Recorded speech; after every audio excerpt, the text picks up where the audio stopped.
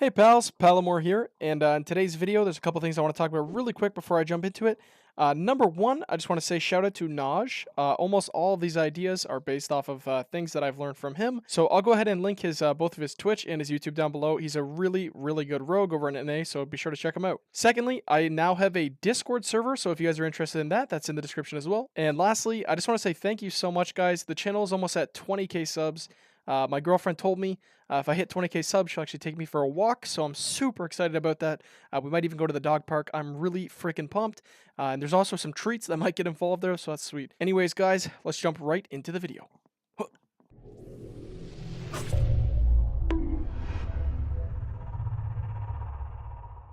Alright guys, so welcome back to another video.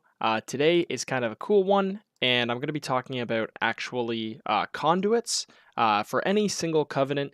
I just want to talk about some things for Sub-Rogue specifically, some adaptations I've made based off of my learnings, and stuff that I think can really help you out in Arena. So the first thing I wanted to mention is, like I just said, this is for any single covenant. This is basically going over the conduits.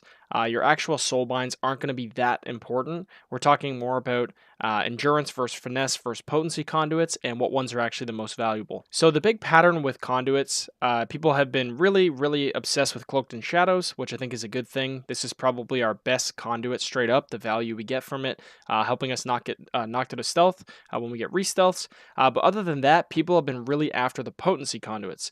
Specifically, deeper daggers has come up a lot, and people have talked about planned execution. Even myself, I was telling people this is probably the second best potency conduit. And then, before this, we were seeing a lot of reverberation as Kyrian, or even maybe the septic shock as a Night Fae. But the other day, I was in Naj's stream, and he actually has a whole different outlook on this, and he really likes the finesse conduits. I personally didn't like any of these. I didn't think they were very good, and I absolutely overlooked them completely, and I've completely changed my mind, which is why I hope that you guys have done the same thing as me, so I can help you guys change your mind as well. So before we dive deep into it on a very basic level, what are these conduits going to do? So endurance is going to help survivability, finesse is kind of utility, and potency we're thinking damage. So the big reason why the finesse conduits are finding to be a lot more valuable is because the actual damage bonus we're getting out of the potency conduits is very minimal, when the utility bonus we can get out of finesse conduits is actually surprisingly really big. If we look at this one, for example, quick decisions, Shadow Step's cooldown is reduced by 10%. That's going to add up over time. This is one of our only mobility spells, other than if you're playing Night Fae and you have the Vulpin form. This is going to add up over time, and then also the range being increased by 18%. Believe it or not, that's actually a pretty big edge of extra times. How many times have you been trying to get to a target and you're just at a Shadow Step range? This is going to actually end up helping you out a lot. This is probably what I'll think is going to be the second best finesse conduit. And then the first one that I really want to talk about is this one, Rush Setup. So energy costs of Kidney, Cheap Shot, Sap, and Distract are reduced by basically a quarter. I wouldn't worry about Distract here. We don't use this one too seriously. But if we're looking at the other ones, Cheap Shot, Sap, and Kidney, you are using these abilities every single go as a sub-rogue. The amount of value you're going to get out of this conduit is actually insane, and I didn't realize till I started playing it. So looking at the actual raw numbers we're going to get from this, it's going to put our Kidney Shot from 25 energy down to only 18.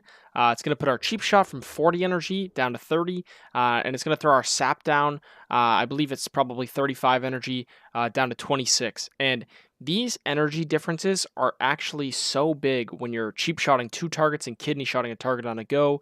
When you're doing a single target, you're trying to take somebody out, and you cheap shot 3 times in a row, you're saving 30 energy through 10 energy on each of those. So what I'll do is I'm actually going to show you guys side by side example, and I want you to just pay attention to the energy bar and look at how much of an impact this actually has. Okay, so in these clips, I'm doing my full burst opener, and I just want you to watch the actual difference of the energy. So in the very start of the burst, it looks very similar, but as soon as you get to the second and the third cheap shot, you're going to really notice the energy difference here. And this difference is actually big enough to squeeze in another entire Eviscerate and Shadow Strike before you can even get one Eviscerate off without the conduit. Okay guys, so now an actual example from 3v3 Arena. Here's a game that Nahj played on stream, and I just want to show once again the effectiveness of this in use in kind of a different scene.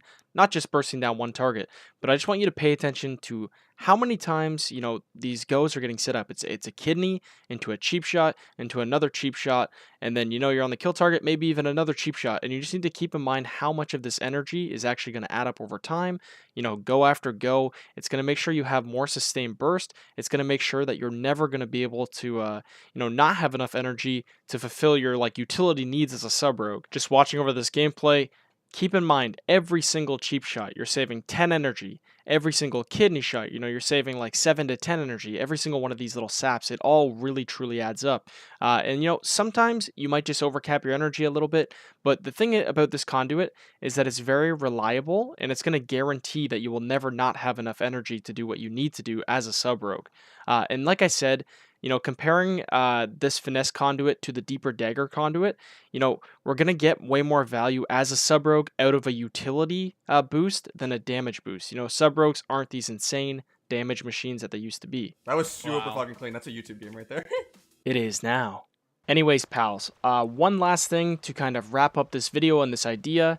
I figure what I'll do is I'll just do kind of a conduit ranking based off of my opinion and all the research I've done and what I've actually practiced and used in game to show you kind of what you should prioritize as conduits and what kind of slots you want to go after. So my number one most valuable conduit, I'm going to go ahead and put as Cloaked in Shadows. Like I said, this is super, super important to make sure on re-stealths we have that shield so we don't get knocked out without a dot, especially without being Kyrian, not having the file to get poisons and bleeds off and things like that. This is definitely going to be number one for me, and that's an endurance slot. Number two most valuable, I'm going to go with the rush setup finesse conduit, the one that I just went over with the examples. Number three, I'm actually going to go with quick decisions, which is the shadow step range increase as well as the cooldown reduction. And number four, I think I'm going to go with deeper daggers. But to be honest, between number 5 and 4, septic shock might perform better. I think both of these are pretty good. Like I said, in the big picture, this isn't going to do a ton more damage. It's just going to help you overall. But septic shock might actually pull through more in the burst. So I guess interchangeable between 4 and 5. In terms of the soulbind you'll use as a Night Fae, I personally believe it's a lot better to play Naya in 3v3. I believe the Mastery buff from Grove Invigoration is much better than the Seed Pod. And you can grab a potency slot here, finesse slot here, and endurance down here. In the future, I'm going to aim for this finesse slot to throw quick decisions into it. If you do want to play with the seed pod, this is the tree that I like to go down. It's going to go to the left into the endurance for Cloak to Shadows, through the middle with deeper daggers, down the right side to the finesse conduit, and then it will finish off with another endurance slot. And here, I'd probably put in recuperator. I don't personally have Korain unlocked yet. But this is one that we could also see down the road because of wild hunt tactics. This seems like it's going to be a really nice burst tool as an opener for sub rogues. But yeah, I think Naya might be the best play overall. Like I said, I would like to go for the next finesse slot. But who knows? Maybe the Naya tool Burrs could actually end up being really good for DPS. So we'll have to see. We'll have to test it when it comes out.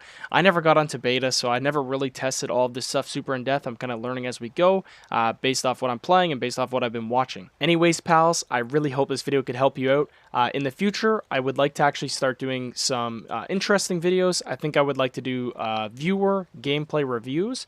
So if you guys want, now in your spare time, record some gameplay of yours, preferably 3v3, but 2v2 works as well. Go ahead, upload it unlisted on YouTube or something, because in the future, I will be asking if you guys can give me some gameplay, and then maybe I can do some videos where I review your footage. I saw Zaryu do this in BFA. I really enjoyed those videos, as well as I saw Peekaboo doing it on stream the other day, and I think it's really, really helpful, and it's the closest thing I can do to coaching right now while I'm not actually providing any coaching. Anyways, thank you so much for watching, guys. If you're not subscribed and you're hearing this right now, please, please, please subscribe. I would really appreciate it, and anyways, I will see you guys in the next video. Have a very good day.